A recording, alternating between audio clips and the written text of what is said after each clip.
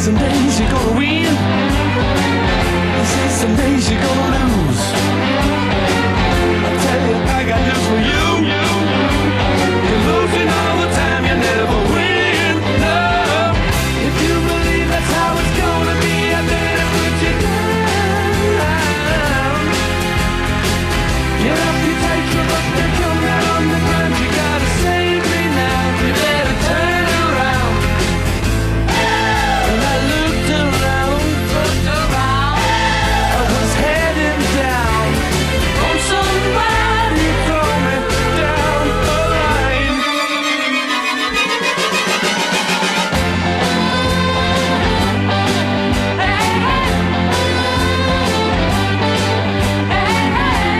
This is some days you gotta give. This is some days you gotta take. That's the way it's gotta be. Roll it over and you will see. The city streets are full of people going over making time.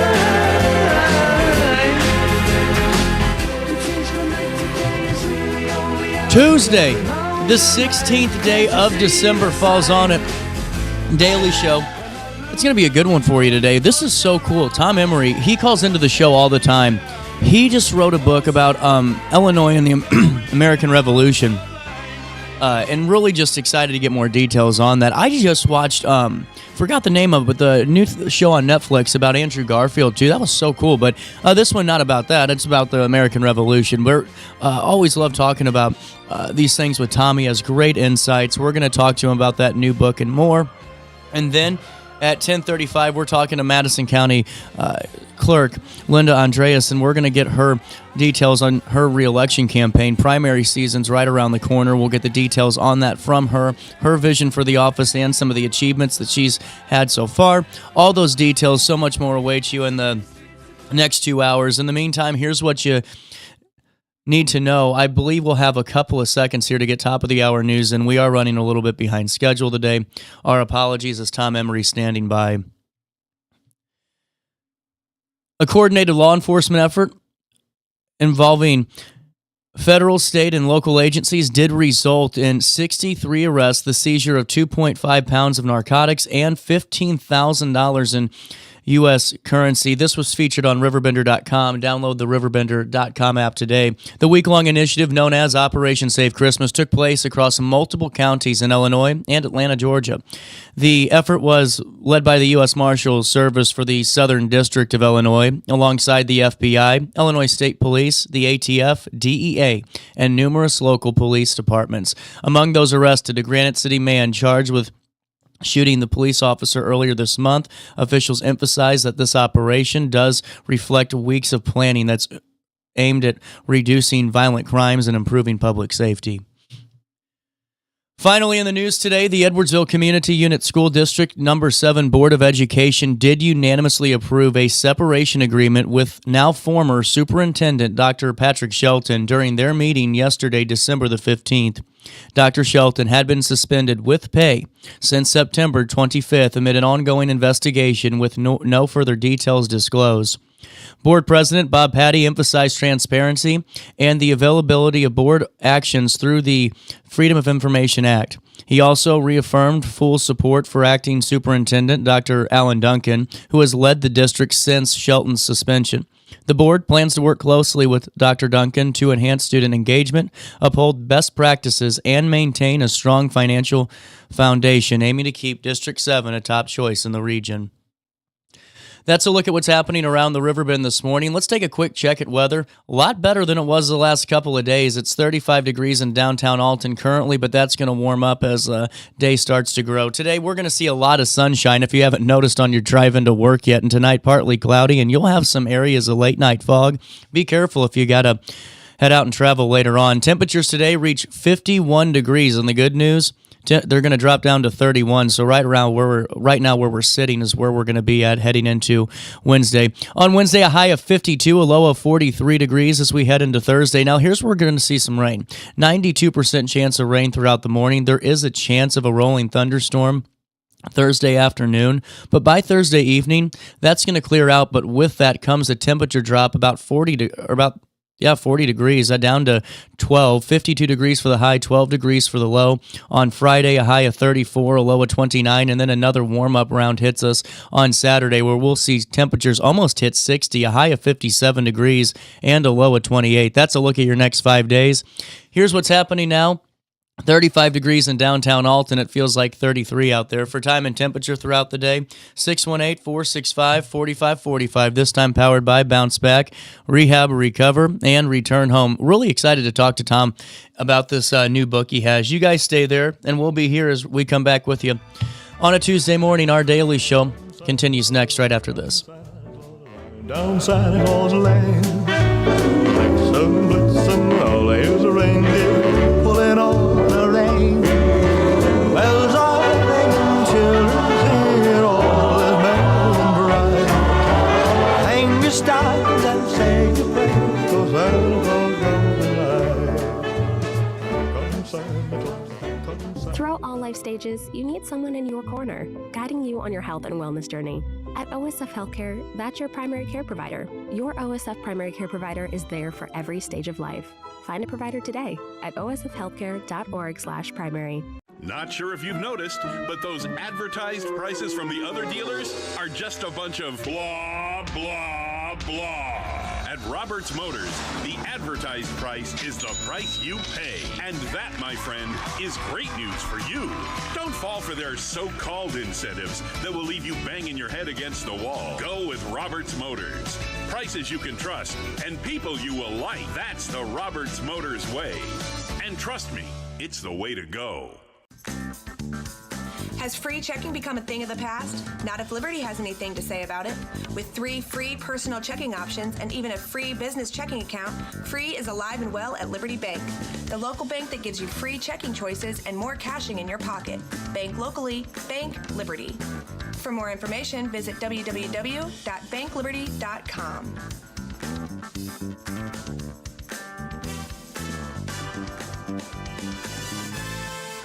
What's up? It's Mike Keith. What's up, bro? Good, my guy. Back to spotlight other amazing alumni and how they discovered their path at Lewis and Clark. Let's jump into it.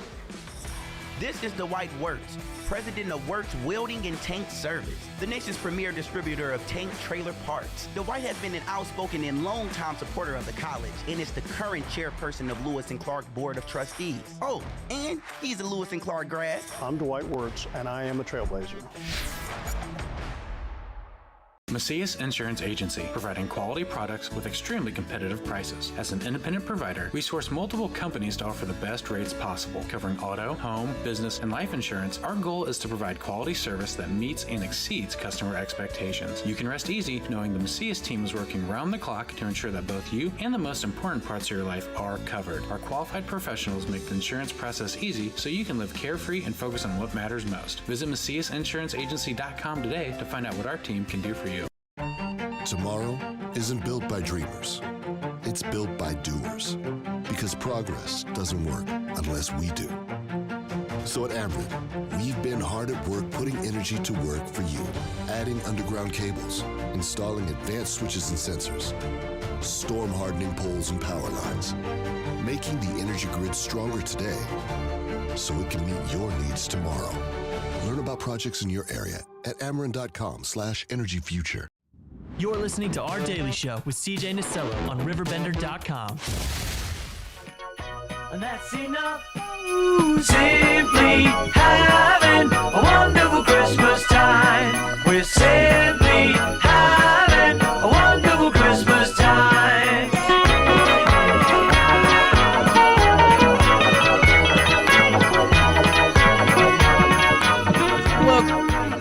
Welcome back. Daily Show. Hitting you in the nose on a Tuesday. Tom Emery, friend of the show, joins us now. Tom, how are we doing today? Hey, CJ, how are you doing? Oh, doing great. It's great to talk to you, Tom, and really excited to talk more about this new book on Illinois and the Revolutionary War. This is exciting. Well, it's something I'm really proud of. No one had really ever written anything specifically on Illinois and the war till I came along, which surprised me. I can't believe that happened. The book actually arrived just yesterday at my house, and I can't tell you how excited I am about it. I had so much fun doing it. and I'm just happy to be talking about it with you today. Well, and Tom, like, not to be funny with you, I didn't know that Illinois even had a role during the Revolutionary War. The territory did. Well, a lot of people didn't realize that. You're hardly alone.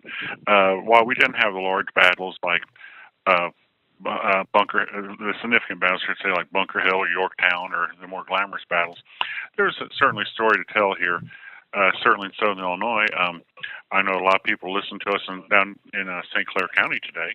The Coquille area had action. Kaskaskia in Southern Illinois had it. And even though it's across the present-day border, Vincennes, Indiana, had some very significant action, which freed up the Illinois country, the places we live today. Just incredible. And you know, Tom, how much research goes into a book like this, especially because you're kind of going into uncharted waters in just this topic? Well, I knew where to look. Being a professional, I knew where to look, so it was easier for me than I might have thought even. I'd also written about the Revolutionary War before. I'd written a number of different articles about it. I had an interest in it. So I got in depth, but I knew where to look, so it saved me quite a bit of time. And now, from start to finish, though, you know, how long does it take to compile this? And what research did you use to kind of assimilate this book and put it into that format? Well, there were some primary sources which are invaluable, like the memoirs of George Rogers Clark. If that name sounds familiar to listeners, he's the older brother of William Clark of the Lewis and Clark expedition. His memoirs were invaluable, which is great because he was the dominant figure of the war in Illinois. There had been passages and a few pages written here and there by previous writers, writing generally about Illinois history or what have you. I was able to tap into those. Obviously, this was before the age of newspapers in the area, so we couldn't use those. But I was able to pull together enough sources to craft my own work, and I was able to get a full-length book out of it. What amazed you the most about this? You know, because you're someone who, like you said, you've done a lot of articles and especially, you know, Civil War time, but on the Revolutionary War too, and everywhere in between. Was there a moment where you kind of had the aha that this is why the book's being written? I think one thing that people don't realize today is that the people that fought for freedom, fought for liberty in the Revolutionary War, wanted it very, very badly. I don't think people realize how hard they worked for it. A good example, I mentioned George Rogers Clark. One of his premier moments, I think the premier moment of the war in Illinois, was when he marched from Kaskaskia to Vincennes in early 1779. It's about 180 miles. Oh, wow. It was in winter, which we had a mild winter, but it had been a very wet winter. So there were significant parts of that march that he was going through water. Sometimes those men were sometimes chest deep. Just incredible. In icy water. Yeah, and you think about, and some of the men wrote about, and there are a couple of journals. Joseph Bowman, who's familiar to Revolutionary War buffs, will know him, left a journal, as did Clark, and they talked about how badly those men wanted it, how hard they're working for it. And I think that is something, when you think about that, you realize how important it was to a lot of these men. Well, and that's where I think it's just so incredible is the story of the American Revolution is, you know, you had all walks of life coming together in certain sectors of the country to fight for, you know, to fight for this. And, you know, how does the distance from the hotbed of where the Revolutionary War is taking place, how does that affect the men that are going through Illinois and that are tracking through? Because this isn't like today, Tom, where I can email you and say, here's what we're working on next. How did they relay information that quick? Well, they really couldn't.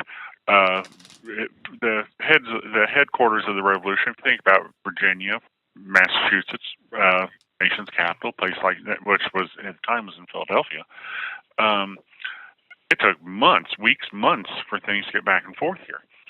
That is one reason that Illinois was kind of out on its own. It had been for decades. When the French, then the British first, French first, and the British ruled it. Governance here was very lax because it was too far away, too sparsely populated. One fact I don't think people realize is that Illinois was a county of Virginia. The governor of Virginia, through part of the Revolution, was Patrick Henry. If that name sounds familiar, give me liberty, give me death. Mm-hmm. He was actually over Illinois. Wow. Yeah. When George Rogers Clark needed approval or permission to do something, he had to go through him. That's incredible. I bet you there's 90% of us, probably 95, had no idea of that. And because honestly, I didn't realize just probably that those territories were still even recognized then. Or was it just a plot of land? Yeah, we were a full 30 years away from statehood. Right. It was still the territory, and it's really known as the Illinois country. CJ, the Illinois country is a very generic and vague term. Depending on what source you look at, it was defined the boundaries went anywhere from the Alleghenies to the Rockies. Seriously, I'm not lying to you. But most people, and I certainly accept, that the Illinois country was bounded by the Mississippi on the west, the Wabash on the east, the Ohio River on the south, and the Illinois River on the north. That takes in about half, two-thirds of what present-day Illinois is. I think that's more plausible than saying it went from the Alleghenies to the Rockies. Right. Well, and Tom, we're talking a little bit about just the traveling of George Rogers Clark and the departure of Kaskaskia. You mentioned earlier too, just some the battles, and take me through that clash at St. Louis, if you could, Sure. and just how it played out. The clash at St. Louis, what made that interesting is that touched off what I call the game of vengeance, because there became a back and forth revenge between both sides. The British attacked St. Louis on May 26, 1780. They also made a simultaneous attack with some of their American Indian allies on Cahokia. Well, what ended up happening is Spain controlled the areas west of Mississippi. The British came into St. Louis, the Spanish stuffed that. The attack on Cahokia was in turn stuffed by the Americans, again by, there's his name again, George Rogers Clark. Well, that touched off a string of events where some people, some from Cahokia and others, were actually going as far as southwest Michigan to inflict revenge on the British for having done this. Oh, wow. And it went back and forth. So think in mind, you're going from our area, Cahokia is not that far from where we live, going into southwest Michigan, over the wilderness, through the wilderness, to do these type of things. It just went back and forth for a while. There was a expedition on the Rock River, which is in the present-day Quad Cities, which originate from this area. Again, in response to the attack on St. Louis. Well, and like you said earlier, Tom, it really just shows at what lengths that these fighters went, to really preserve what they believed in. Yes, absolutely. I think it's something we should appreciate today. There's so many things about American history that are become controversial today, or people may or may not want to talk about, but the people that really respect history really should appreciate how hard the faction of Americans, colonials, were from the colonials in the east out here to the west, what they went through to gain liberty and what we have today. 1,000%. And Tom, I also saw just in a little synopsis of the book, and would love to talk a little further on this, is did Lafayette, he made it to, he visited Illinois? Yes, Marquis de Lafayette is one of the fascinating figures of the Revolutionary War on the whole. He was only about 19 when he got here, but through his full support behind George Washington, they formed a very, very close relationship. Spent thousands and thousands of dollars of money, fought valiantly in a number of battles in the Revolution, and it's just a cherished figure here in America today. He actually made, as part of a 50th anniversary tour of the then smaller United States in 1824-25, he made it out here to Illinois. And Illinois had only been in state for about 6 years. Wow. But he visited Kaskaskia, St. Louis, went back down to Nashville, Tennessee, and came up through Shawneetown, which is a very historic town on the banks of the Ohio River, and was greeted in kind of the primitive way of Illinois at the time, because we were not very well developed even then, by throngs of people, and just in these wonderfully overdone ceremonies in these small towns. It's just you talk about the moments you refer to the aha moment, even though it was years after the Revolution. That was one of those. I could 100% see that. Now, also, Tom, I know in the book there's information on many of Clark's lieutenants, but also a fascinating look at the balance of, the state's American Indians during the time of the conflict. How was that relationship? Was that kind of the same as what was going on out east?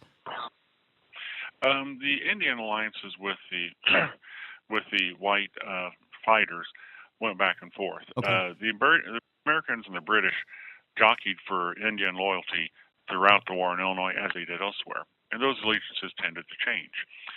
Partly because the American Indians were divided themselves, but some of one of the dominant tribes at the time was actually a confederation, the Illinois tribe, the Illini tribe, which our state takes its name from.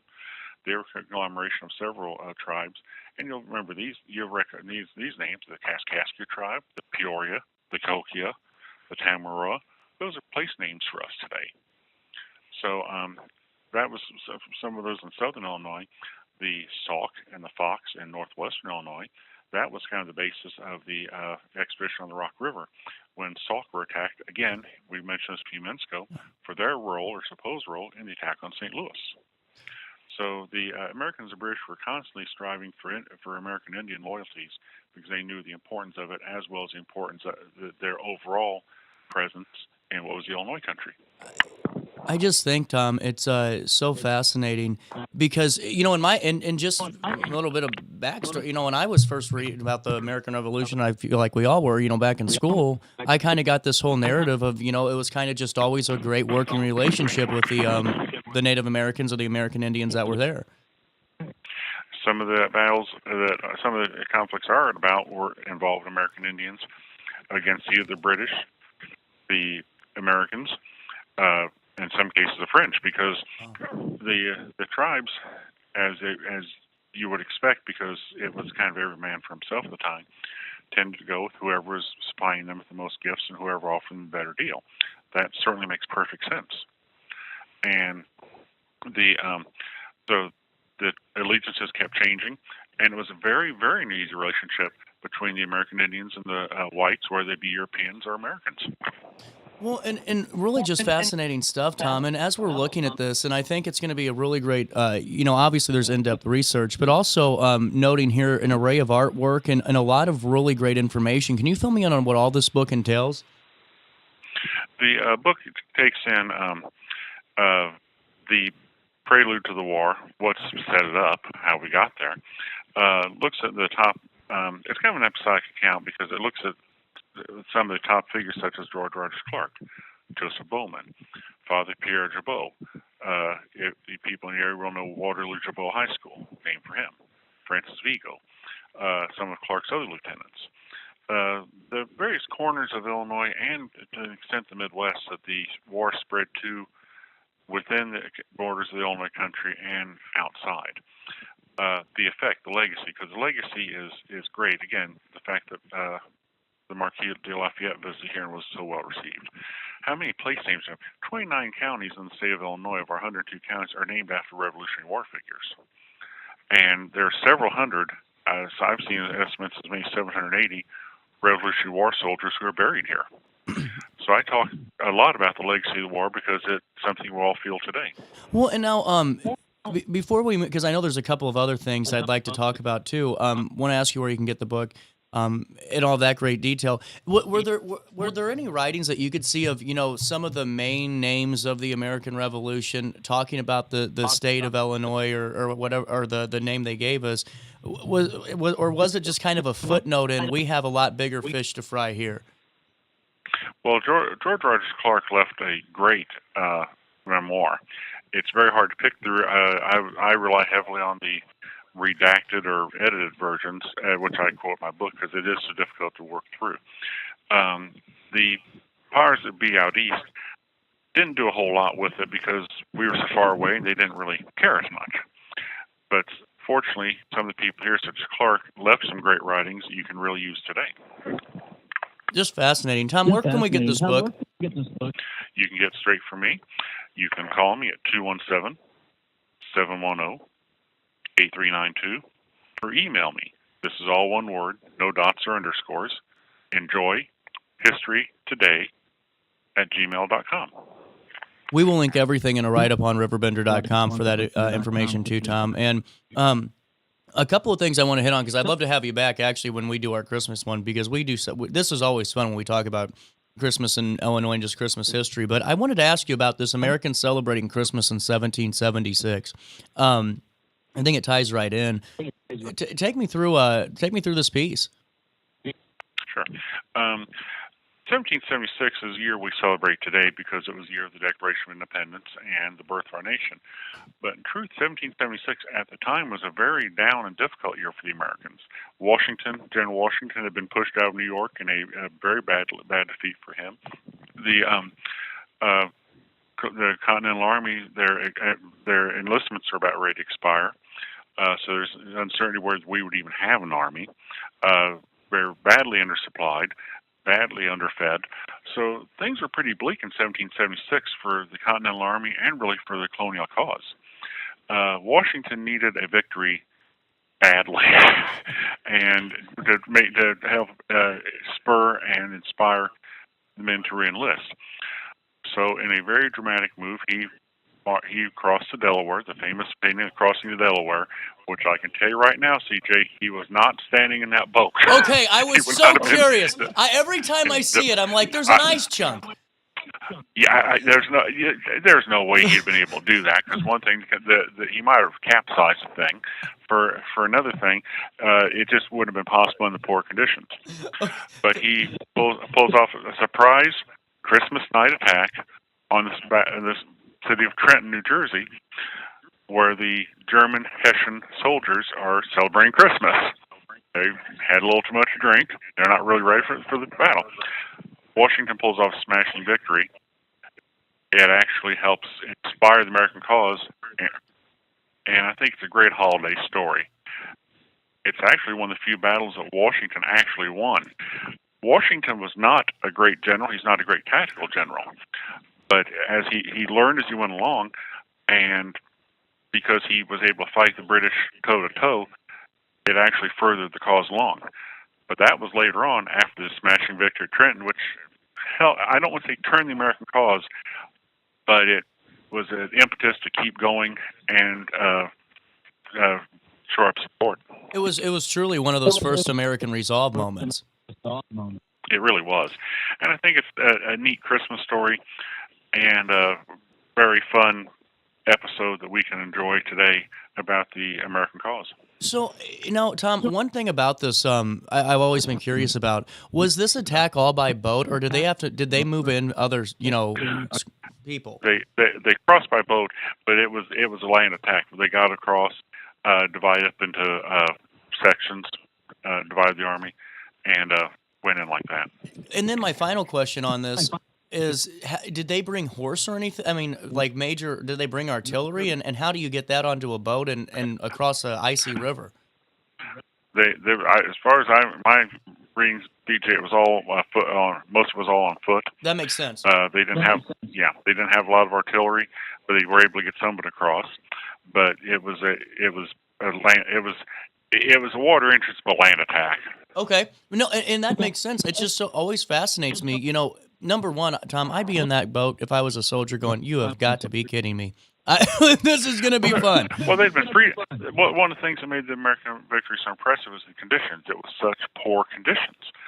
Cold, snowy. There's a reason that you don't read about a lot of wintertime attacks in the Revolutionary War and the Civil War, because armies can't move. Right. Not back then, they couldn't. But that was one of the rare ones, and I think it caught the Germans off, the Hessians fighting on the side of the British off guard, and was a smashing win for America.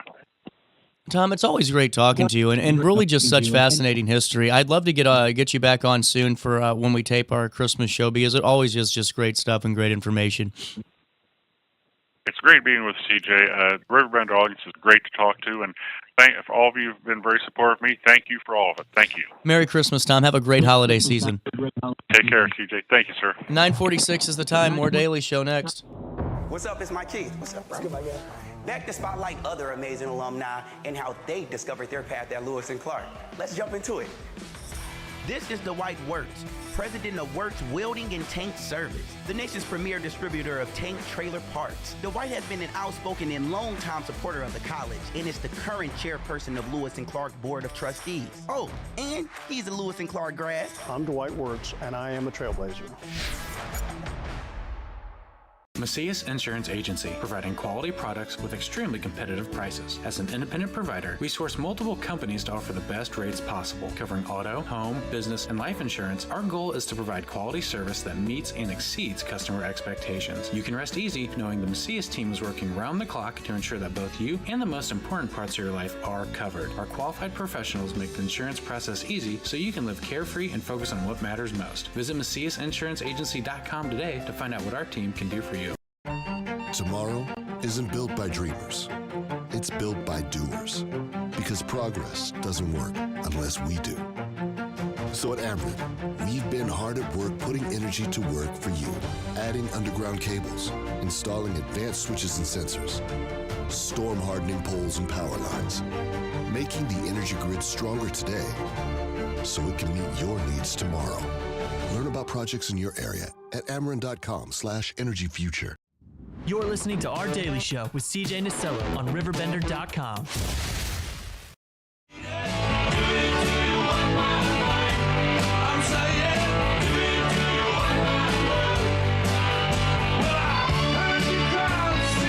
Welcome back, Daily Show on a Tuesday. And, well, just to break the fourth wall with everybody, I got my schedule all turned around, you know? I was doing so good. I'm like, man, I'm booked until December 8th. I have nothing to worry about, and I didn't do my schedule right.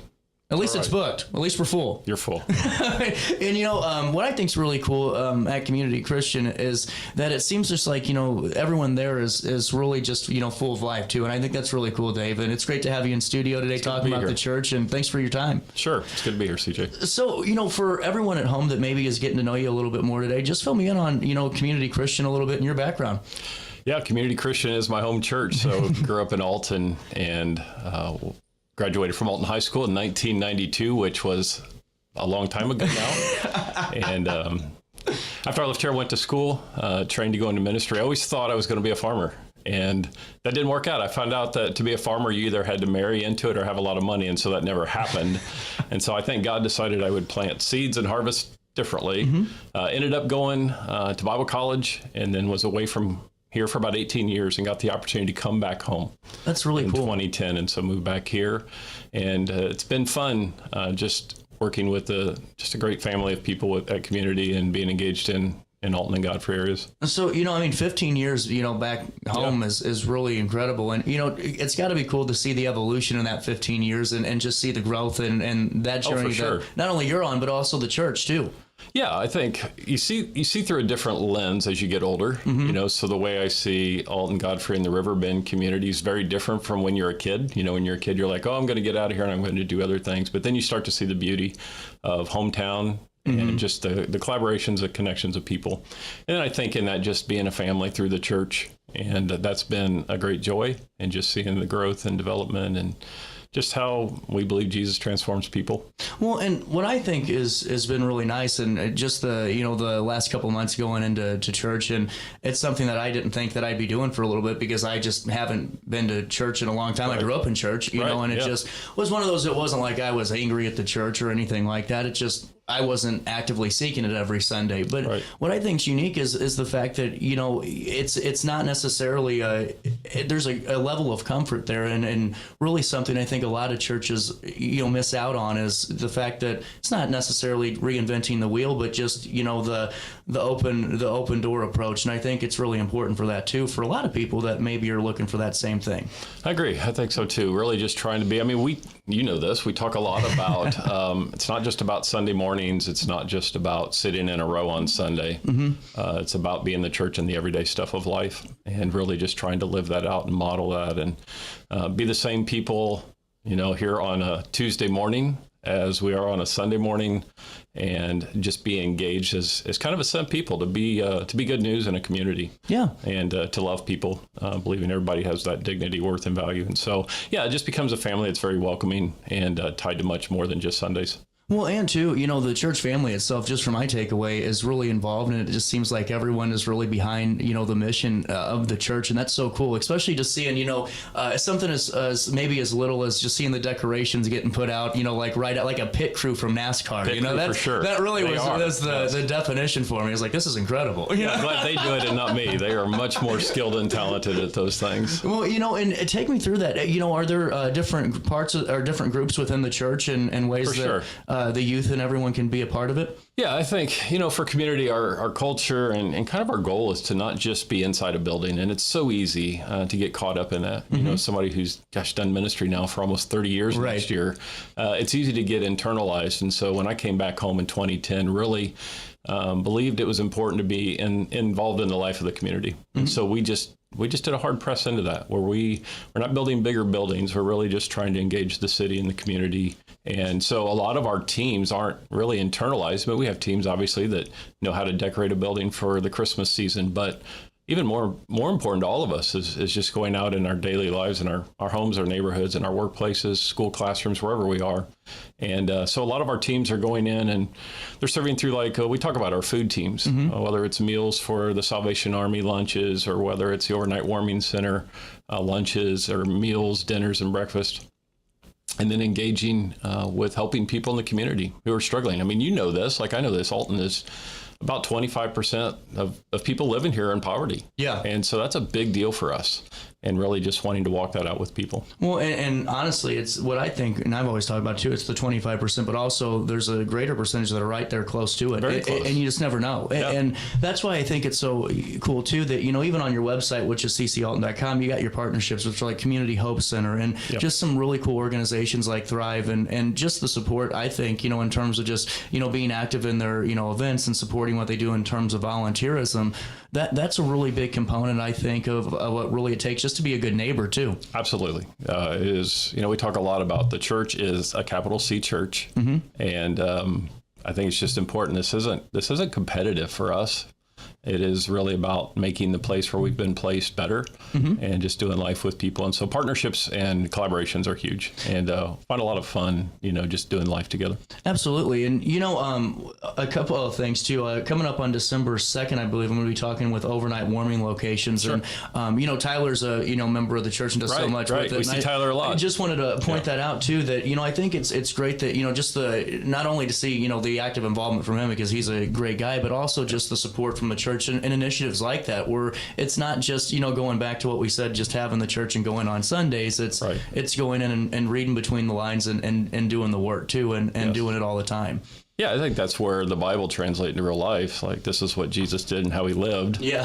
So we want people to consider Jesus, but we want people to connect to community. And Tyler's a great example of that. I know he's been on your show before, and all the work that so many people do in our community with the overnight warming locations. And obviously this time of year, we start thinking about that kind of work and how we come alongside of people that are really struggling. Well, and what's the best way to really overview the church for somebody who is interested in, is maybe just a little apprehensive, about the whole idea of going back to a setting for, church? Yeah, well, family, I think, is really important. We talk about ourselves as family. We don't talk about services. We talk about gatherings because we believe we're the church 24/7.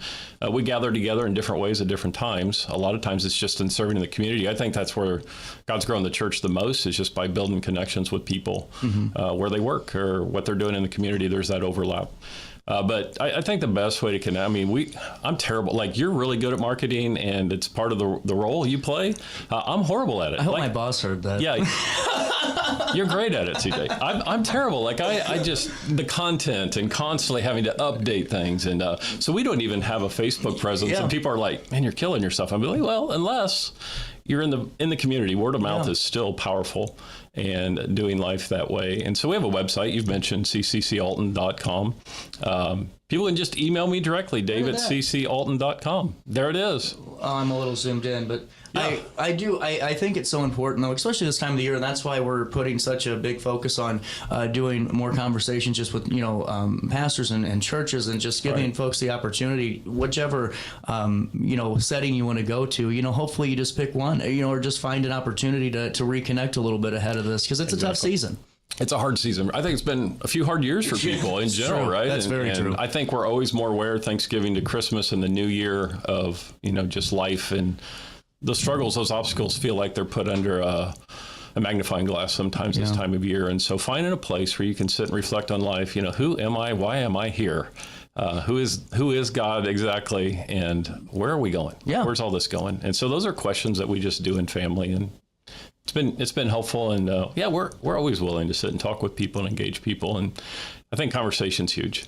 Just be able to have conversations humbly. Absolutely. You got a moment to take a break? Yeah, let's take a break. I got to pay a bill. It's 9:28, a little bit of change. More conversations as we talk all things Community Christian Church. And Dave Berger joins us. He stays in the studio on RiverBender.com, Roku TV, and anywhere you watch the show. Throughout all life stages, you need someone in your corner, guiding you on your health and wellness journey.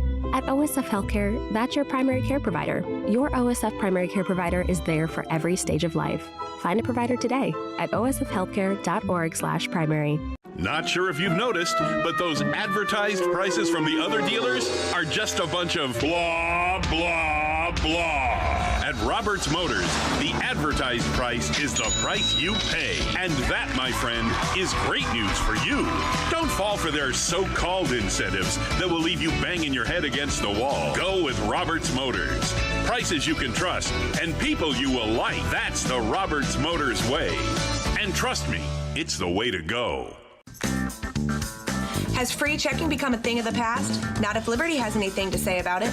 With 3 free personal checking options and even a free business checking account, free is alive and well at Liberty Bank, the local bank that gives you free checking choices and more cashing in your pocket. Bank locally, bank Liberty. For more information, visit www.bankliberty.com.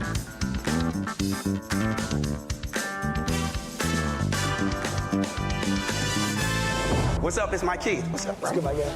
Back to spotlight other amazing alumni and how they discovered their path at Lewis and Clark. Let's jump into it. This is the White Works, president of Works Welding and Tank Service, the nation's premier distributor of tank trailer parts. The White has been an outspoken and long-time supporter of the college and is the current chairperson of Lewis and Clark Board of Trustees. Oh, and he's a Lewis and Clark grad. I'm Dwight Wirtz, and I am a trailblazer.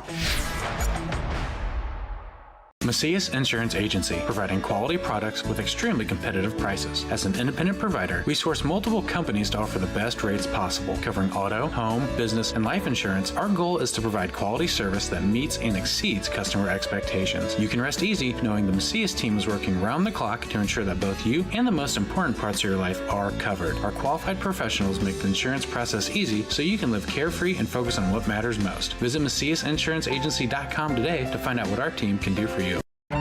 Tomorrow isn't built by dreamers. It's built by doers.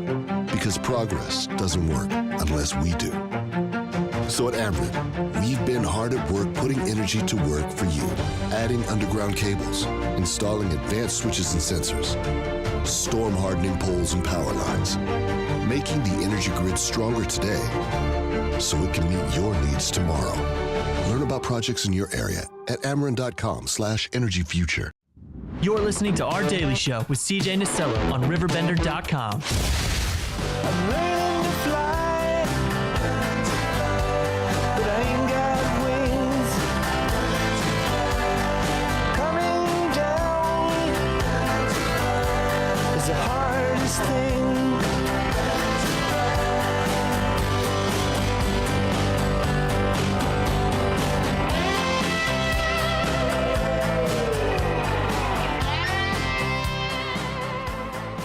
Welcome back, Daily Show. 9:31 hits you in the nose on this 25th day of November. I got to ask you, Dave, is there ever a time when you're on, because I start the show and I'm going, I don't know what I'm going to talk about today. How do you, when you go into... That's terrifying. When you go into delivery and getting crafting, just the message and what we're, talking about, what goes into it? Yeah, it's different for me. I think the more I'm with people, the more creative I am. The more I write, the more I'm in tune with whatever God wants to say in a week. And now it helps us because we're spending time going through the whole Bible in 3 years. So we know whatever like walking through the Old Testament, the New Testament, we know every week what our text or passage is going to be that we're going to focus on for 3 years. So that's really helpful. So I'm not on Saturday night, 11:30, thinking I got to have something to say tomorrow. Like I already know where we're headed. So that is really helpful. And it's good to walk through it, kind of like math class builds on itself. It's kind of the same thing. You know, when you start in Genesis and walk to Revelation, then you kind of have an understanding of this whole big picture, not just picking and choosing your favorite parts. Well, and see, that's where I find it so nice in so many ways, is that it's not really opinionated, because it's so just what we're doing right now. It's really just by following the Bible and following through that. And I think it's so refreshing for myself anyway, that it's really just word for word from what the just what the Bible says. We're part of an ancient story. You don't need my opinions. We need to hear from God, right? And so that's what we're doing, and that really helps. And so I have found that I really kind of just by Monday every week, you know, to answer your question, I'll read the text and I'll just start some study, just to kind of get in that lane. And then I like to marinate on it all week long and just kind of let it stir. And then as I'm talking with people and reflecting on the message, by Sunday, something always shows up. Doesn't mean it doesn't tweak a little bit, or, you know, I'll pull aside and have another thought in the moment. But for the most part, bullet points and just try to convey what the Bible's conveying. I always find it fast. I can only imagine, too, if you're on a Monday, you know, you think about it, you start marinating it, and then, you know, you're at Casey's and you're waiting to get gas, and then here comes somebody with $400 worth of losers scratch-off tickets they got to scan, and I'm like, there we go. That's Sunday. That's, you know, it couldn't be as simple as that, though. Life is full of illustrations. That's what I was wondering. If you're present with people and you're paying attention, life is full of it. So it's really unique. Well, what I think is so cool, too, is to see a lot of younger faces at the church. And I think that's something that not a lot of churches can say right now. And it's really cool to see that, and to see not only just the presence, but the engagement level. You know, it really is fantastic. Yeah, our young families are amazing. I think what's been so, I don't know, just so encouraging for us is that young people especially, and, you know, teenagers, 20s, 30s, really want to be engaged with people. Yeah. They want to sit and share tables. They want to serve, and they want to be engaged. And so I think that has been our connection, because we don't market. Yeah. Like you will not find marketing from our church family, and it's just word of mouth, and it's doing life with people in community. Do you think that's the best formula for you? I mean, it is for us. No. My question is like, just because it's you have everyone there is on the same page. You know, alignment's huge. You know, it really is huge. Is it one of those where you'd be better off staying in that course than maybe, you know, asking somebody from church to start a Facebook page or to do that? You know, that was kind of well, and you and I both know social media can be great and it can be terrible. Like we all know that. Everybody listening knows that. And so some people are really good at it, and they can dialogue and have great conversations. I'm not good at it. And a lot of fighting ends up in the comments, and we really want to not get divided by fights. We want to let's have conversations and you know, see people and talk to people. And that seems healthier for us. Well, and too, if anyone's interested, if you go to Alton.com, you can see the latest speakings too, and just some of the latest services as well, correct? Or gatherings. Yeah. We post the teachings every week on our site. It's pretty minimal. But it's nice, though. I like that. In case, you know, you just need something throughout the day, you know, if you missed it or whatever to get a taste, you can jump on and listen and be like, man, that guy, what is he doing? or just engage in the conversation. So. Absolutely. And, you know, as we head into the holiday season, what's your gatherings schedule look like? Is it the same as always? Yeah, so it's pretty much the same as always. So we do 9 and 10:30 on Sundays, and that will start, you know, this Sunday is November 30th. So it's the first Sunday of Advent for people that either grew up in the church or understand something about just preparing for Christmas season. We get a whole month, and it's crazy busy for most people, but it's also a time that's really hard for people. And so we really try to just sit in those moments together on Sunday mornings, but keep serving, just like we always do. That's just culture. And so we'll be leaning into the overnight warming locations and the Salvation Army meals and walking streets with people and doing life together and helping people stay housed and helping people find jobs and do all of those kinds of things.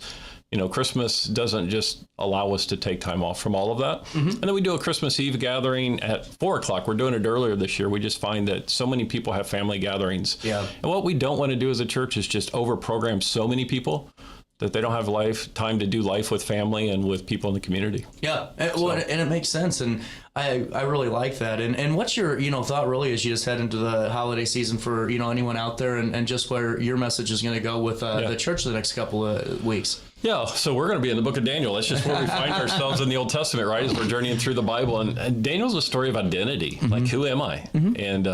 And I think what I'm learning still is that I really don't know who I am until I know who God is. And then he informs who I am and why I'm here and what's the point of all of this. And so we'll be leaning into that and realize that we don't have all this figured out, and we're not perfect people. But there is one who came into the world. And of course, we know him as Jesus, and we celebrate Christmas. And so all month long, we'll just kind of be leaning into that. And like what really matters in life, and that in all of our brokenness and our struggles and our hardships of all of our stories, there's one who knows us, loves us. He's not surprised by any of this, and meets us right where we are. That's encouraging this time of year. Well, and really just as you guys are heading in, and whether or not you decide to get back into church, or if you're needing to, that's why we're having so many of these conversations. We're talking about that during the break. Sure. I love the fact too you provide childcare at the church. Love childcare, and I also love the cafe, and just like I said, it's really nice, and the way that it's set up, and the music team does a great job, and it's really, you guys just do a wonderful job with your gatherings. Great family, and again, it's shared. Everybody's so humble. Just they're there to serve and encourage people. And for us, it's not even about church growth. God does that work. We don't have to be stressing about it. Our community kids area is great. It's actually my wife Jen who does an incredible job leading that team of people, and so many people back there just love your kids and care about them, and think about, like you said, just people leading music. Kara and her team of people are just fantastic, and just help not point to ourselves, but point us to Jesus. Absolutely, Dave. Thanks so much for stopping by. It's great being here, CJ. We'll take a quick break. You guys can stop by and see Community Christian on Sundays, 2345 Union School Road, and we'll link everything in a write-up on RiverBender.com. 9:39, a quick break. More Daily Show next. At all life stages, you need someone in your corner, guiding you on your health and wellness journey. At OSF Healthcare, that's your primary care provider. Your OSF primary care provider is there for every stage of life. Find a provider today at osfhealthcare.org/primary. Not sure if you've noticed, but those advertised prices from the other dealers are just a bunch of blah, blah, blah. At Roberts Motors, the advertised price is the price you pay. And that, my friend, is great news for you. Don't fall for their so-called incentives that will leave you banging your head against the wall. Go with Roberts Motors. Prices you can trust and people you will like. That's the Roberts Motors way. And trust me, it's the way to go. Has free checking become a thing of the past? Not if Liberty has anything to say about it. With 3 free personal checking options and even a free business checking account, free is alive and well at Liberty Bank, the local bank that gives you free checking choices and more cashing in your pocket. Bank locally, bank Liberty. For more information, visit www.bankliberty.com.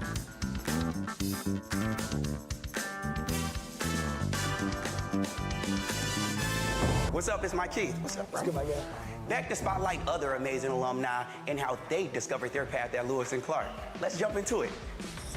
This is Dwight Wirtz, president of Wirtz Welding and Tank Service, the nation's premier distributor of tank trailer parts. Dwight has been an outspoken and long-time supporter of the college and is the current chairperson of Lewis and Clark Board of Trustees. Oh, and he's a Lewis and Clark grad. I'm Dwight Wirtz, and I am a trailblazer.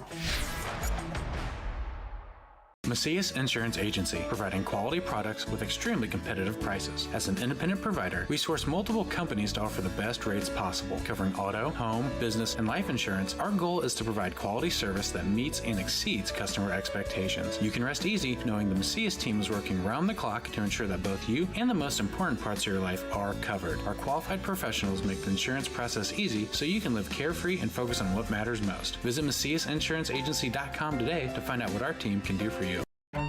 Tomorrow isn't built by dreamers. It's built by doers. Because progress doesn't work unless we do. So at Amrit, we've been hard at work putting energy to work for you. Adding underground cables, installing advanced switches and sensors, storm hardening poles and power lines, making the energy grid stronger today so it can meet your needs tomorrow. Learn about projects in your area at Ameren.com/energyfuture. You're listening to Our Daily Show with CJ Nasello on RiverBender.com. Do what I say.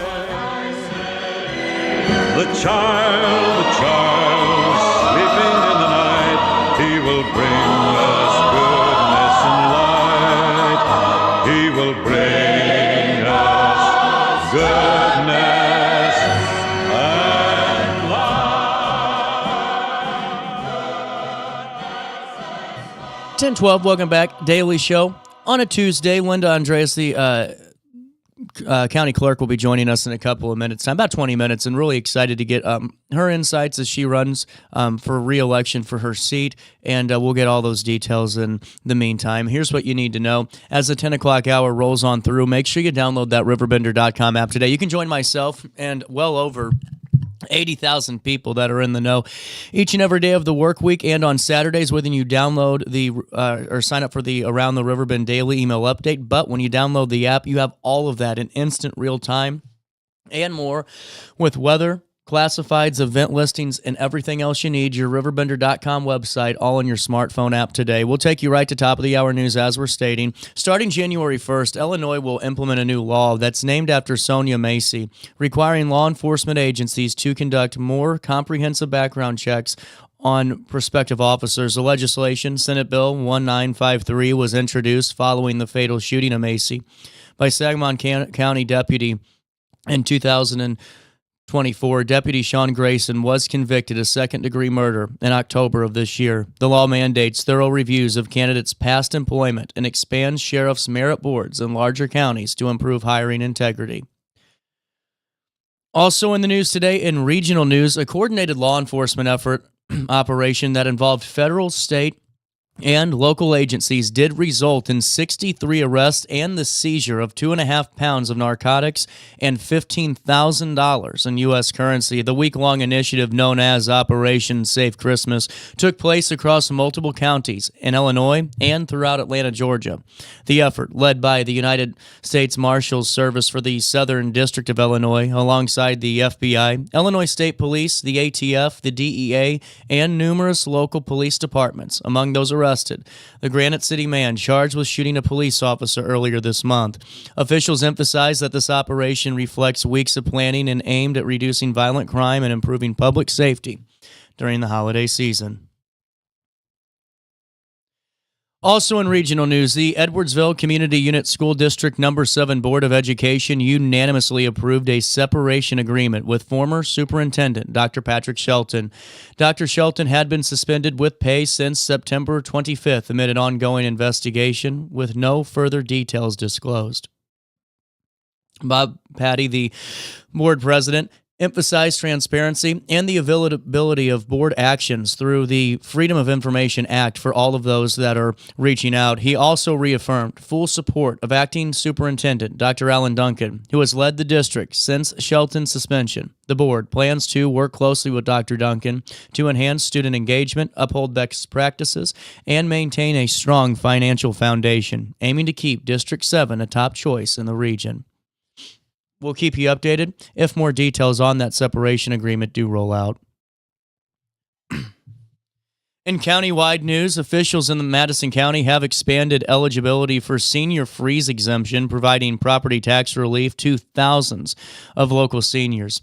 Illinois Senate Bill 64, recently signed into law, raises household income limits for the program, increasing the maximum income to $75,000 for 2026, $77,000 for 2027, and $79,000 for 2028. And beyond. The change helps seniors on fixed incomes protect their primary residences from rising property taxes by locking in assessed values. County officials expect more seniors to qualify under the new limits and will begin outreach efforts in early 2026. The Illinois Department of Public Health has issued its inaugural detailed report on alcohol consumption and misuse among residents, analyzing data from multiple surveys and state sources. The report reveals that nearly 23% of Illinois high school students drank alcohol in the past month, with over 11% engaging in binge drinking. Wow. Among adults, 57% consume alcohol recently and binge drink gain was notably higher in younger adults and males specifically. Higher income and LGBTQ plus individuals showed increased binge drinking rates also. Alarmingly, alcohol-related fatal crashes rose 37%.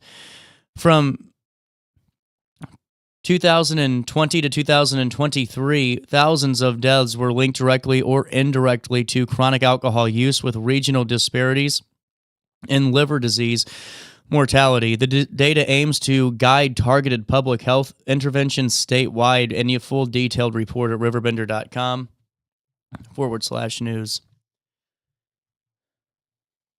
Reese Across America held its 19th annual ceremony on December 13th at Alton National Cemetery to honor fallen veterans, recognizing those who serve and instill the value of freedom in children. A great event. Despite temperatures near 12 degrees, hundreds of volunteers, including children and veterans, laid 560 balsam wreaths on grave sites. This year's theme, Keep Moving Forward. It emphasized resilience and overcoming challenges faced by individuals and communities. The event featured performances by youth choruses, ceremonial wreath presentations by ROTC members, and participation from local organizations. Organizers highlighted the importance of engaging younger generations to continue this meaningful tradition. Volunteers interested in joining can call 618-570-8804.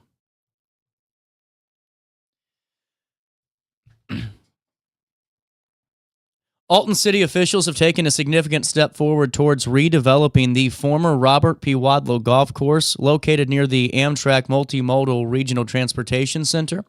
On Monday, the Committee of the Whole unanimously approved a resolution directing Planning and Development Director to use a request for proposal, an RFP, for the Wadlow Town Center project. The site, spanning about 30 acres and potentially divided into 6 parcels, is earmarked for strategic investment while preserving some conservation space. The plan now heads to City Council for final approval on December the 17th, with public discussion available to follow online. You can see that at RiverBender.com /video. Finally, in the news today in local sports, Alton High School boys basketball head coach Dylan Dudley described his team's schedule as one of the toughest in the state, designed to prepare the Redbirds for success in February. Despite recent losses to DeSmet Jesuit, Dudley believes the challenging games build confidence and resilience. The Redbirds face numerous back-to-back games and neutral site shootouts, balancing heavy non-conference competition with their Southwestern Conference commitments. With a strong program and reputation and history of recent success, including a 26-7 finish and regional championship last season, Alton remains committed to competing at high-profile events, providing valuable experience for the players and pride for the community. You can see a full write-up on that at RiverBender.com /sports. Let's take a quick look at weather, shall we, my friends? It's not as bad as it was the last few days out there. I can live with this. 40 degrees, 42 degrees in downtown Alton. It feels like 44 out there today. Here's the weather note. If you did not notice this when you were in your car and just driving anywhere, brilliant sunshine awaits you today. Good news. Partly cloudy on the way home, so you might get a little relief when you're driving on back into your house. Tonight, though, be careful, because there will be areas of late-night fog. That's something you need to be mindful of as you... falling off this darn stool. As you're heading into your homes this evening, that there could be patches of that late-night fog, and that could just be due to humidity or just where everything's sitting. Air quality sitting at 58, which is moderate, and that's really all we need to take into account today. Temperatures reach 52 degrees and drop down to 32 overnight as we head into Wednesday. On Wednesday, partly sunny skies, a high of 50, a low of 42. And on Thursday, it's going to get a little nasty out there. On Thursday morning, it'll be a little humid. There will be a lot of rain. It's going to be coming in the morning early on, and it will last through Thursday afternoon. There is a chance of a rolling thunderstorm in between those hours. On Thursday, a high of 52, but get this, temperatures drop to about 13 degrees overnight as we head into Friday, so be prepared for that massive cool down as we head into the final day of the work week. On Friday, the 19th, a high of 34, a low of 29 degrees, but on Saturday, a pretty big jump, a high of 56 on Saturday, and a low of 26 degrees. That's a look at your next 5 days. get over here. Here's what's happening now. It's 42 degrees in downtown Alton. It don't feel like it because it feels like it's warmer out there. It feels like 44. For time and temperature throughout the day, 618-465-4545. This time powered by Bounce Back, Rehab, Recover, Return Home. You can also stay up to date in real time all the time by downloading the RiverBender.com app today. Hey, while I have you. Yeah, I'm yelling at you. Why not? We all know that there's always that one person in our neighborhood, in our family, or maybe it's even us that love to go all out for Christmas. And I mean, remember how fun that used to be when you'd get in kind of the car and you'd go drive around and look at some lights, and it was just really such a cool time. Well, we encourage you to do that again. Not just us. Raging Rivers does, and so does Shivers, too. We're all partnering up, Riverbender, Raging Rivers, and Shivers, and we want to have the best holiday lights contest that we can imagine. Listen, all you got to do is put some lights up, or if you already have them up, take a beautiful, beautiful photo of it, submit it to news@RiverBender.com through email, or send us a Facebook message with your photo. The deadline to submit is 5 days away, December 21st. Voting begins December 22nd on Facebook, and the last day to vote, December 29th. Now, first place, you're winning some cool stuff. First place, $250 in cash just to start it off, plus Raging Rivers Water Park season passes for a family of 4. Oh, and free Shivers coffee and custard for a year. Limitations apply on that. What about second and third place, CJ? Well, you're still getting some great stuff. Second and third place winners will receive a Raging Rivers Water Park 2026 day pass for a family of 4 and free Shivers coffee and custard for a year with some limitations. Both homes and businesses eligible to compete in this. Get out there. Be Clark Griswold. My dad put up the final year of Christmas lights, and it made me just feel so cool. I mean, he always goes all out. But this year, just to see him up, one final time before they move, it always does something to you. Get in the holiday spirit. 37 years of Raging Rivers. Shivers, they're a staple. Riverbender, we're a staple, and we're all coming together to provide the best holiday light contest experience we can. Voting begins December 22nd. Get your pictures in December 21st to Facebook Messenger or email us. news@RiverBender.com. We'll take a quick break. Daily Show comes back to you next.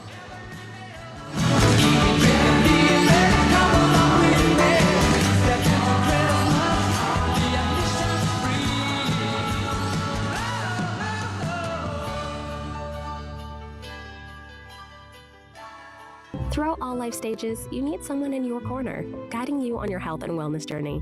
At OSF Healthcare, that's your primary care provider. Your OSF primary care provider is there for every stage of life. Find a provider today at osfhealthcare.org/primary.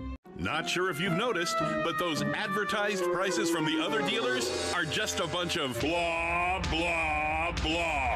At Roberts Motors, the advertised price is the price you pay. And that, my friend, is great news for you. Don't fall for their so-called incentives that will leave you banging your head against the wall. Go with Roberts Motors. Prices you can trust and people you will like. That's the Roberts Motors way. And trust me, it's the way to go. Has free checking become a thing of the past? Not if Liberty has anything to say about it. With 3 free personal checking options and even a free business checking account, free is alive and well at Liberty Bank, the local bank that gives you free checking choices and more cashing in your pocket. Bank locally, bank Liberty. For more information, visit www.bankliberty.com.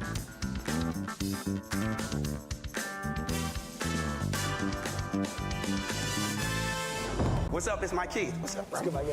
Back to spotlight other amazing alumni and how they discovered their path at Lewis and Clark. Let's jump into it. This is the White Works, president of Works Welding and Tank Service, the nation's premier distributor of tank trailer parts. The White has been an outspoken and long-time supporter of the college and is the current chairperson of Lewis and Clark Board of Trustees. Oh, and he's a Lewis and Clark grad. I'm Dwight Wirtz, and I am a trailblazer.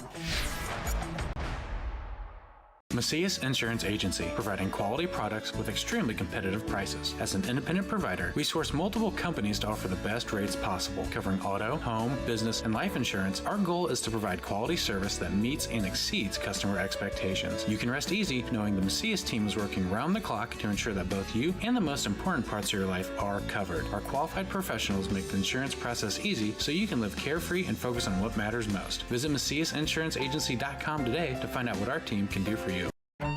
Tomorrow isn't built by dreamers. It's built by doers. Because progress doesn't work unless we do. So at Ameren, we've been hard at work putting energy to work for you. Adding underground cables, installing advanced switches and sensors, storm hardening poles and power lines, making the energy grid stronger today so it can meet your needs tomorrow. Learn about projects in your area at Ameren.com/energyfuture. You're listening to Our Daily Show with CJ Nasello on RiverBender.com.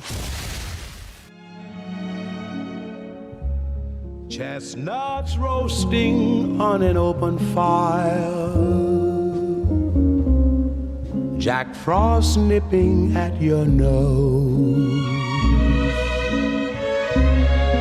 Yuletide carols being sung by a choir, and folks dressed up like Eskimos. The time is 10:27. We are awaiting our conversation with Linda Andreas. She is the Madison County Clerk, and really excited to talk with her and really to get details just on how the county's running in that office. It's an important one, and learning about the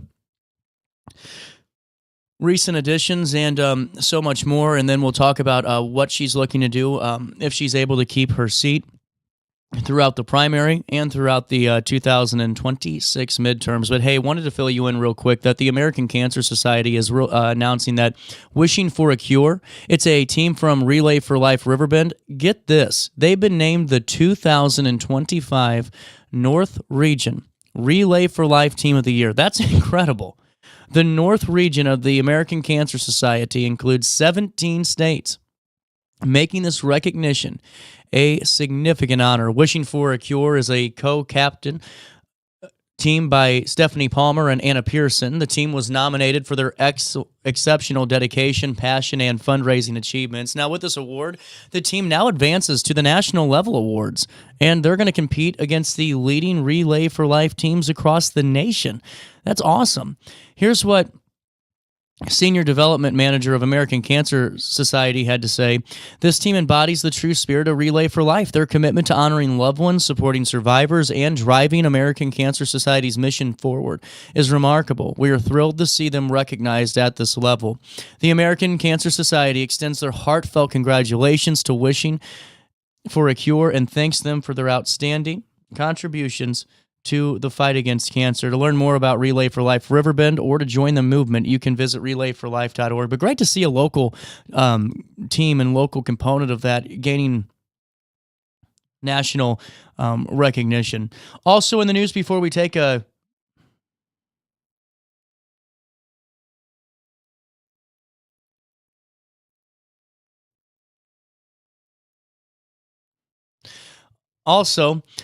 in the news before we talk to Linda, the Madison County Sheriff's Office hosted its 2025 Shop with the Sheriff event. This is always great, and it provided children from the local community with a holiday shopping experience. The event at Target, funded by members of the PBPA Unit 118.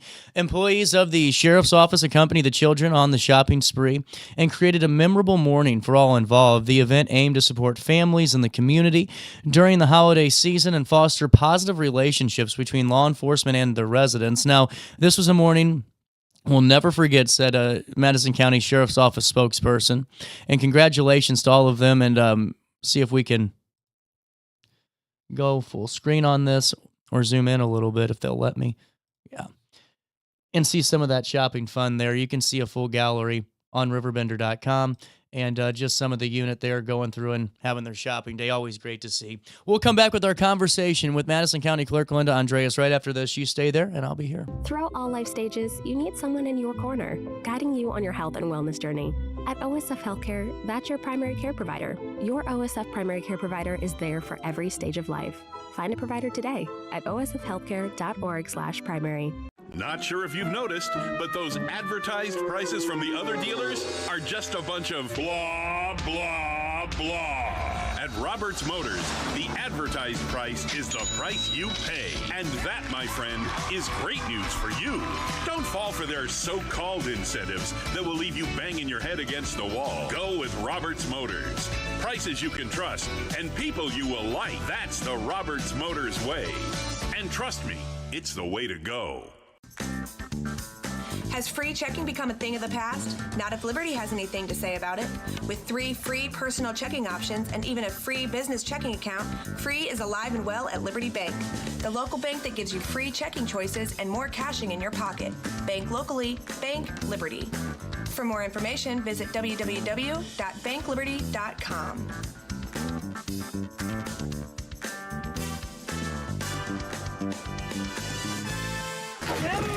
With over 20 years of experience, Wilson's Tree Service has the expertise to handle all of your tree care needs. Licensed and fully insured, their team of experts are dedicated to providing reliable service. Plus, with a 24-hour emergency service line, Wilson's will always be there for you. Don't risk tackling that timber by yourself. Trust the local professionals at Wilson's Tree Service. Visit treeservicealtonil.org to get started today. What's up? It's Mike Keith. What's up, bro? Back to spotlight other amazing alumni and how they discovered their path at Lewis and Clark. Let's jump into it. This is Dwight Wirtz, president of Wirtz Welding and Tank Service, the nation's premier distributor of tank trailer parts. Dwight has been an outspoken and long-time supporter of the college and is the current chairperson of Lewis and Clark Board of Trustees. Oh, and he's a Lewis and Clark grad. I'm Dwight Wirtz, and I am a trailblazer. Macias Insurance Agency, providing quality products with extremely competitive prices. As an independent provider, we source multiple companies to offer the best rates possible, covering auto, home, business, and life insurance. Our goal is to provide quality service that meets and exceeds customer expectations. You can rest easy knowing the Macias team is working round the clock to ensure that both you and the most important parts of your life are covered. Our qualified professionals make the insurance process easy so you can live carefree and focus on what matters most. Visit MaciasInsuranceAgency.com today to find out what our team can do for you. Tomorrow isn't built by dreamers. It's built by doers. Because progress doesn't work unless we do. So at Amrit, we've been hard at work putting energy to work for you. Adding underground cables, installing advanced switches and sensors, storm hardening poles and power lines, making the energy grid stronger today so it can meet your needs tomorrow. Learn about projects in your area at Ameren.com/energyfuture. You're listening to Our Daily Show with CJ Nasello on RiverBender.com. Throughout all life stages, you need someone in your corner, guiding you on your health and wellness journey. At OSF Healthcare, that's your primary care provider. Your OSF primary care provider is there for every stage of life. Find a provider today at osfhealthcare.org/primary.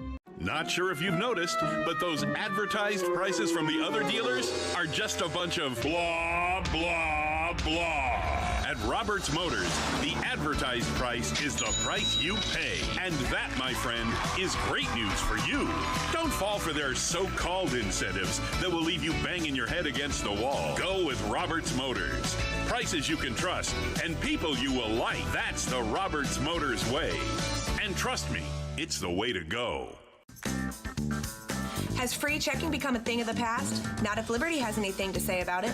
With 3 free personal checking options and even a free business checking account, free is alive and well at Liberty Bank, the local bank that gives you free checking choices and more cashing in your pocket. Bank locally, bank Liberty. For more information, visit www.bankliberty.com.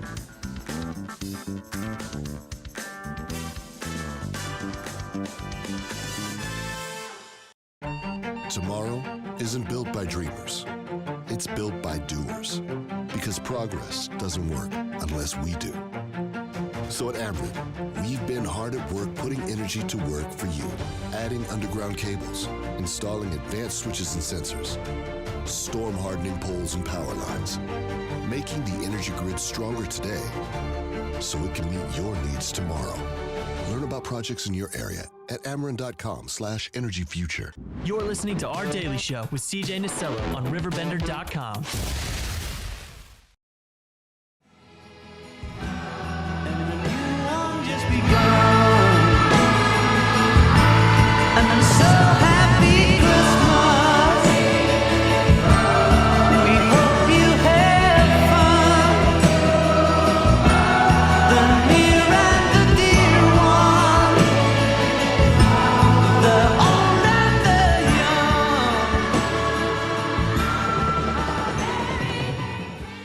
Welcome back. Daily Show, 10:35 is the time on this Tuesday morning, the 16th day of December. Back in with Madison County Clerk Linda Andreas. And Linda, thank you so much for your time. It's always great to talk with our elected officials. And this is the first time I've had a chance to have you on the show in person. That's right. I think you called in during the election show the night you won. It was such a long time ago now. Yeah. It seems like that was 10 years ago instead of, 4. Well, now that we're getting close, primary season's almost upon us. Well, I mean, it is now. March is going to be here before we know it. You're going to be running in a primary for your seat as county clerk. And, before we even talk about that, just take me through your experience being Madison County Clerk and just the experience you had and the joy that the job has brought to you, if it has. I'd be glad to do that. So first of all, I was never a political person. And I say that lightly because I guess in a way everybody's kind of a political person. Mm-hmm. There's different ways of interpreting that. But when I ran, I was retired. I came out of a nursing and education background. I was ready to kick back and relax. But things were pretty exciting there for a while after that 2020 election. People were saying they weren't going to vote. There was just a lot of things going on. People were talking about fraud everywhere. And someone had asked me if I would run after an event that I put on, and I was like, I don't know. And my husband was like, maybe you should. So I thought, well, it won't hurt, right? Mm-hmm. Yeah. So I did. I ran. Of course, I won. But things aren't always what they appear to be. So the people who wanted me to run, of course, people have perceptions that there's certain things happening all the time, and without actually getting the information. And sometimes you don't know how to get the information. Mm-hmm. And sometimes you just depend that everybody else will get the information. So when I came into that office, one of the big thing that I ran on was that if there was something wrong going on in Madison County, that it was time to put fresh eyes in there. Debbie was a nice person, my predecessor. She did a really good job. Everybody in the office loved her. But I think it was like a pendulum swing, kind of was time for the other swing the other way. And it was like, and I wanted to assure people that let's just put fresh eyes in there. Mm-hmm. And if there's something going on in there, we'll fix it. Mm-hmm. If there's not, then we'll just make things better. But it was time for a change. I think Debbie was in there probably maybe 18 years. Mm-hmm. Yeah, she was in a long time. Right. Well, and when you go in there and you tell people that, it's new fresh set of eyes if something's wrong, was there? When you get into office, what did you see and what did you take away from? So let me add that, everybody's super nervous about me coming in. They're like, oh my God, I bet. Yeah. What's she going to do? And people worried about their jobs and I'm thinking, oh my God, I'm surrounded by, sharks and, okay, oh my God, they're going to eat my liver, And I was like, oh my God. And it really only took a short time to realize that we're all people. Yeah. And everybody got to be genuine with each other. And there was a couple little things that, that was still kind of hung on. I think there was some upset that maybe their predecessor wasn't there, but, and that's to be expected. That just happens with people, it's hard, but it didn't take that long. And one of the first things I did though, was I looked at, because I was told that there was something going on. So I thought, well, that should be the first thing I take a look at. And it really wasn't about elections. It was about tax stuff. Because there was campaign, and this has really been troublesome for me. And maybe I should say it, maybe I shouldn't. I don't know. But the county clerk has absolutely nothing to do with taxes. Yeah. If there was a way, the only way that it could impact taxes was through the levies, which come through our office. All the districts every year, they request a certain amount for their budget. They always ask for more, just like a kid goes to their mom and dad, I'd like $100. Well, you're only going to get 10. Right. So you can ask for as much, and you're, there's certain legal limitations where if you ask for a certain amount over what you're supposed to get, you have to take it up for hearing. And so all that. But the first thing I did was put eyes on those things and realized that you have to have a corrupt county clerk. You'd have to have a corrupt staff. Yeah. And you'd have to have corruption in your schools. Yeah. You'd have to have it all across the board. Coordinated too, kind of. Coordinated. Yeah. That would be a particular and a rare instance. And I can tell you without a shadow of a doubt, there is nothing going on in Madison County. Mm-hmm. Not from where I see, and I'm not a person who, I do like looking under rocks. I do like investigating. I do like checking because I think you should. You should always audit yourself or have other people, and that's important. But there's not something bad under every rock. Well, and I feel like, too, now that you say that, a lot of times, because things happen at a national level or they happen at an international level or, whatever you want to throw out there, whatever scandal, whatever conspiracy, X, Y, and Z, a lot of times you start to see it more, those same thoughts start to get more localized, too. And, maybe it's because there's not as much, information out, on the clerk's office. Maybe there's not an open, who knows whatever answer it is. I'm not saying that you're at fault, but that's where a lot of, I'm sure, the questions of, and I hate to say it, but almost like borderline conspiracy theories kind of come in with the public. And I don't know if it's a lack of information or from their part, or if it's a lack of, here's what we do every day. Yeah, I think that's multifactorial because I believe people are people. Yeah. We like sensationalism. We like something to talk about besides the weather, So the Cardinals aren't good. Yeah. And so when something comes out on the news, and now you got social media, just wild, not, some things are stretched, some things are totally untrue, and people don't have time or won't take time to learn or educate themselves. So one of the things that I did want to do when I came in was educate the public. Yeah. So we did set up a Facebook page. It could be bigger. I hope everybody listening will get out there and follow it because we do put good information out there. We want people to interact with us and talk to us and learn how it works. Because the process, especially if you look at elections or tax levies, either one, if you come in instead of just like saying blatant remarks because you don't have all your facts. Remember what was, I forgot what was the show? Dragnet. Yeah. Just the facts, man. Yeah, just the facts. Just the facts. And see, that's where I think it gets so fascinating. I'm sure there's a learning curve for everyone. And, you come into this position, take me through that learning curve a little bit because like you said, it was it's funny, but it's not because I'm sure that everyone in the office, I'd be one of them too. If I'm on, was in this office with Debbie for so long, I'm going, what's going to happen here? Am I going to, am I going to go? Is this going to be a good thing? And then on your side of things, you're going back into the proverbial Shark Tank, like here I am. What did you take away the first 90 days in office? Was there anything that you learned that you thought that you had kind of already figured out before heading officially into the seat, or just because you've talked to so many people, or what was that major takeaway on who you are and what your position is? Well, I will say before I came in, I'm kind of a studious type person. I did get out the election code and read all the duties of the clerk. So I wanted to make sure that when I came in, I was doing my job as well as I could do. I started like the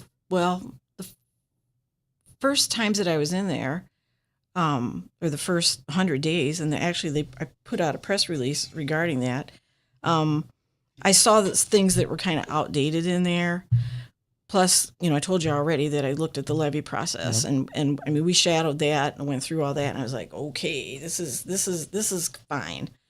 And I also got to know other people in the office and see how that whole system interacts with other departments. It's a machine, and offices. a nucleus. Yeah, it is. And so that was all good.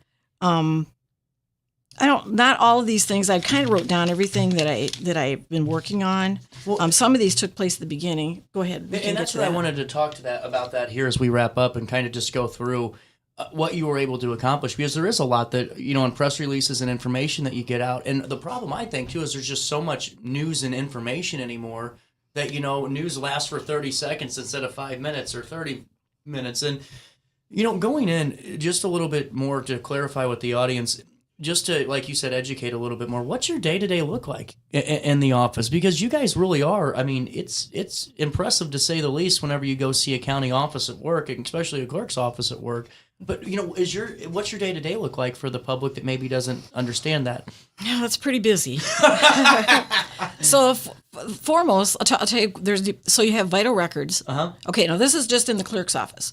You have vital records, you have tax extensions, you have, and the vital records means birth, death, and marriage. Okay, so that's up at the front. Then you have voter registration. You have a team working on voter registration. Mm-hmm. Then you have a team working on tax delinquencies. Gotcha. So there's a lot going on in that office. Then I'm also the recorder. So upstairs you've got, you know, anything to do with land records. So whether that's, you know, purchasing homes, you've got deeds, titles, maps, GIS things. I mean, it's everything's multifaceted up there. So thank God I have good deputies that have been there for years that know the nuances. You know, I know the scope, and I can go in and help where there's issues, and I keep on top of the statutes because those are changing. Actually, there's been a few changes up in the recorder's office. But when I go in the morning, you know, I try to get there early, sometimes just for a parking spot. It's really hard to find a parking spot. So you don't get your own, huh? No, I asked that when I first started, and then there was hilarious laughter. No, that's not happening. Okay. So I get there early, and, you know, you check your email, and then, you know, you check in with people in certain departments. And I didn't always do that because I wasn't even sure, you know, like what to check. And I was constantly looking and studying, but I would just, you know, like keep a relationship with everybody. But that has really turned into a huge cohesive group now. Really, really teams that all play together very well. It needs to be, you know, and especially because of how large of a county Madison County is. That's right. And, you know, I think people don't take it for that, you know, don't take that in consideration, that it is a fairly large county. And in terms of the state, how large it's we're like number 7. That's what I thought. It was one of the largest. Yeah. Well, and, you know, before we take a break, there's 2 questions I have, and we'll come back and talk about your accomplishments and other things in office. What are you seeing in terms of trends and voters? Because, you know, I kind of got a little frustrated the other day because it seems like now I don't call it voters remorse. I call it not voting remorse, because there was such a lack of voting in Alton that people are kind of upset. And it's, you know, we were down to 10% of our voter base. Are you seeing that across the county in terms of turnout? Are you seeing more turnout countywide just from the office? Because, you know, just because I know that that's, you know, part of the office's functions, are you seeing anything like that? Statistically, the numbers are growing. Are they? That's good to know. Yeah. And we see more early voting, and I think people are appreciating that. I mean, you've got 40 days to vote. Right. Right. There's not really an excuse. And you have vote by mail. And you have vote by mail. So a lot of times it depends on the election, and because people don't understand like the consolidated is huge election, and people they tend to just let other people take care of it. You know, like you've hired. Well, I hired them basically to take care of it. So let them take care of it. But they don't realize they are the ones that need to be, you know, involved. Yeah, 100%. You know, but that's growing too, though. I think it is. I think people are, especially since the 2020 election really woke people up, and I see more people vesting themselves and getting interested, and even just our election judges. I mean, we still need election judges. We're always looking for more, but they've gotten more involved. So I think, if you look at statistically at our number, and actually if you go out to our website, you can see if you haven't done it, you can go out there and look at all the stats for the different elections and the different races. And some races, people are passionate about, and that brings them out. The knowledge base does need to grow. The education. One of the forthcoming things, and I know we're going to do this in the next section, but I'm working on a coloring book that'll go into the schools. I have a couple of people want to help with it. They're teachers, they're retired people, and they learn so much in school, but not enough of their local government. Yeah. I did start a program a couple of years ago, student ambassador program. It's kind of been on hold this year because of our big conversion stuff, but that's a high school program. That's interesting. To get them really involved. One school in particular had 15 kids involved in it a couple of years ago, and they were really fun. It was good. Well, when we come back, I want to talk about, more of what you've been able to accomplish in office. Sure. We'll talk a little bit more just about the position itself, and then have some more fun on a Tuesday morning. You guys stay there. It's the 16th day of December. We'll stay there here on Roku TV, RiverBender.com. It's our daily show. Back next. Throughout all life stages, you need someone in your corner, guiding you on your health and wellness journey. At OSF Healthcare, that's your primary care provider. Your OSF primary care provider is there for every stage of life. Find a provider today at osfhealthcare.org/primary. Not sure if you've noticed, but those advertised prices from the other dealers are just a bunch of blah, blah, blah. At Roberts Motors, the advertised price is the price you pay. And that, my friend, is great news for you. Don't fall for their so-called incentives that will leave you banging your head against the wall. Go with Roberts Motors. Prices you can trust and people you will like. That's the Roberts Motors way. And trust me, it's the way to go. Has free checking become a thing of the past? Not if Liberty has anything to say about it. With 3 free personal checking options and even a free business checking account, free is alive and well at Liberty Bank. The local bank that gives you free checking choices and more cashing in your pocket. Bank locally, bank Liberty. For more information, visit www.bankliberty.com.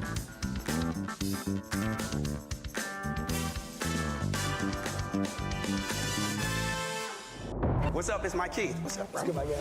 Back to spotlight other amazing alumni and how they discovered their path at Lewis and Clark. Let's jump into it. This is the White Works, president of Works Welding and Tank Service, the nation's premier distributor of tank trailer parts. The White has been an outspoken and long-time supporter of the college and is the current chairperson of Lewis and Clark Board of Trustees. Oh, and he's a Lewis and Clark grad. I'm Dwight Wirtz, and I am a trailblazer. Macias Insurance Agency, providing quality products with extremely competitive prices. As an independent provider, we source multiple companies to offer the best rates possible, covering auto, home, business, and life insurance. Our goal is to provide quality service that meets and exceeds customer expectations. You can rest easy knowing the Macias team is working round the clock to ensure that both you and the most important parts of your life are covered. Our qualified professionals make the insurance process easy so you can live carefree and focus on what matters most. Visit MaciasInsuranceAgency.com today to find out what our team can do for you. Tomorrow isn't built by dreamers. It's built by doers. Because progress doesn't work unless we do. So at Ameren, we've been hard at work putting energy to work for you. Adding underground cables, installing advanced switches and sensors, storm hardening poles and power lines, making the energy grid stronger today so it can meet your needs tomorrow. Learn about projects in your area at AmerenCom/EnergyFuture. You're listening to Our Daily Show with CJ Nasello on RiverBender.com.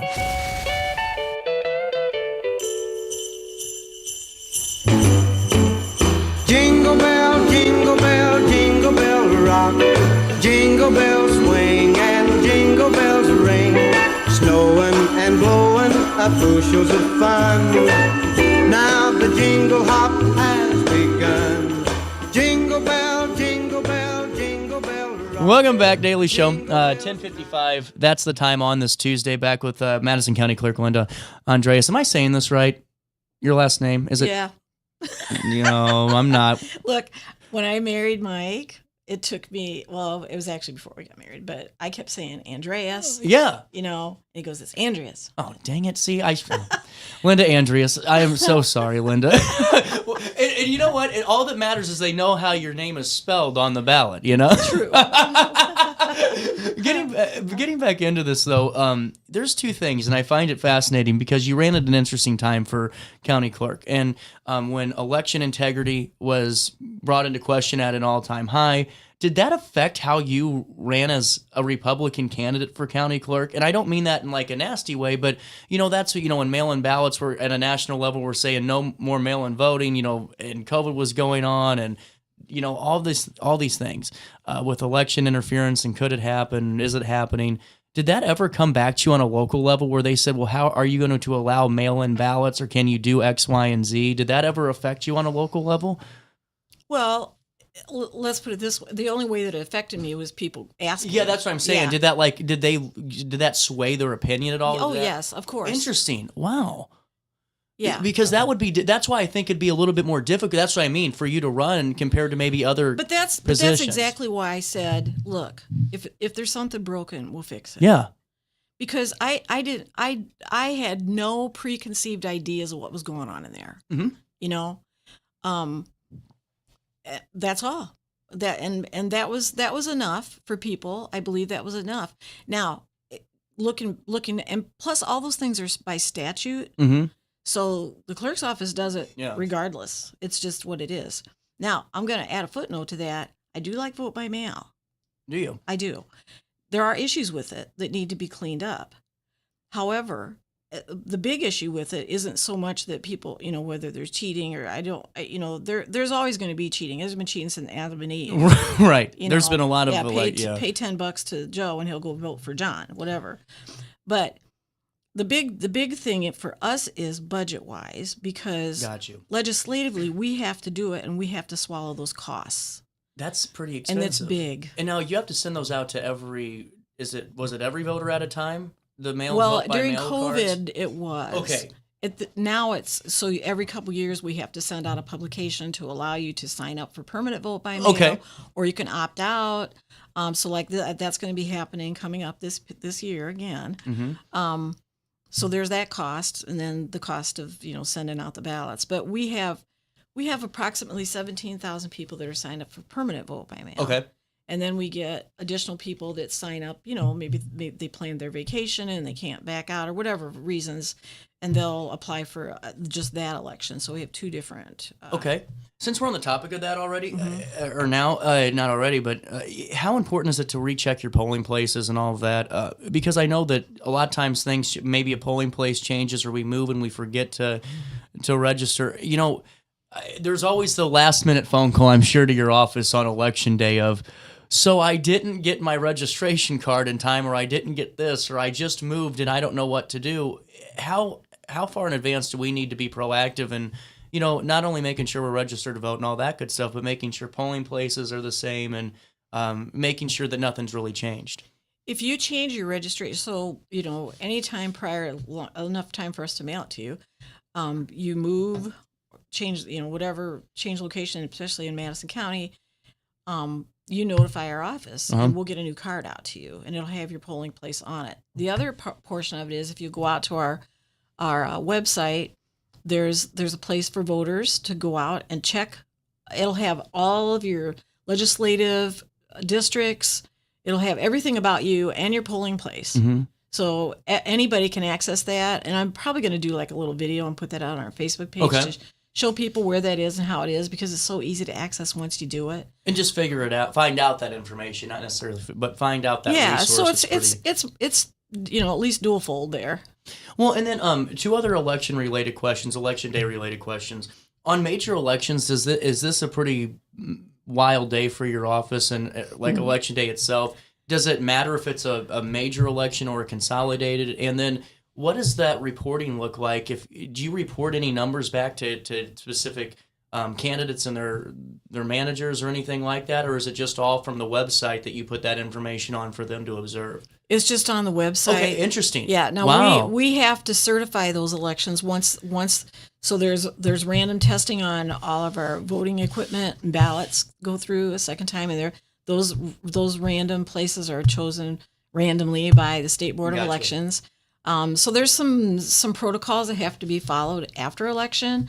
We don't report back to candidates. That's not our job. Right. So I just didn't know, like, they can't direct a line in and go, where do you guys see the vote at right now from the clerk's office, right? Mm-mm. Okay, interesting. I just want to make sure. That's really fascinating. So they read like we do on the county clerk's website. Yeah, we're like, I love that. Well, and then, so major election consolidated doesn't matter. Is it still pretty hectic regardless? Yeah, it's because it's the same precincts. Everything's the same. Interesting. And now, one final just thought on this. What safeguards are in place just for anyone that's out there that maybe is still, worried about election integrity? I do get paid. Election integrity or, any type of facet of that. What safeguards are in place? Because it seems like we've had a Democrat as a county clerk, and now we have a Republican, and everything looks like we're doing okay here. I know, it's wonderful, isn't it? Yeah, and I say that to people. I said, look, you had a Democrat and I got a Republican, and we're both saying it's okay. Yeah. So that should give you a level of confidence, and for most people it does. Okay. It's a wonderful office. Go ahead. Well, and now with that, and I think that's really just the answer is everything looks like it's on the up and up. But, now we're at the point where we were going to let the audience know a little bit about what you've been able to accomplish. And we were talking about making things more efficient because, the transition's always tough. And when do you make the transition? And is it too early because now you got to update again or things are changing? What have you done, in the last couple of years just to get the office more streamlined and efficient? Well, the first thing that happened was, so we had tabulators that had go back to Mark Van Ida. Oh, my God. Yeah. And, cost-wise, budget-wise, it was smart. It was wise to do, but they were falling apart and they were aging out, and they couldn't be used anymore. Yeah, no. Now, there was ARPA money available to us, and I was told that before I took office. So when I came in, I had to make a decision. And at the time, there was still a lot of upheaval about, machines and da-da-da-da-da, and what's that look like? Well, first and foremost, I want to let people know that those are tabulators. So like when you take your SATs or your ACTs or any kind of test and you fill in your little dots, that's a scanner. That's all it is. It's not a machine that like votes and changes things, okay? It doesn't have that capability. It's not like I can touch this button and then it just, Right, refigures. Yeah. No. So those are, but I had to get new ones, and that's a bunch of money. And you had people begging for hand counts. So I took my chief deputy, who has been there for years with Debbie, and like, you're going to look at a hand count? I mean, they were like, oh my God, she's nuts,